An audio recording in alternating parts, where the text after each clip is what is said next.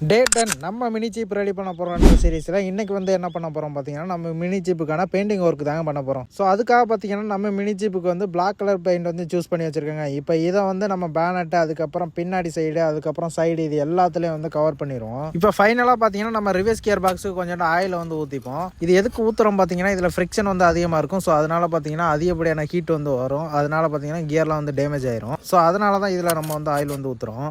रुको जरा सबर करो.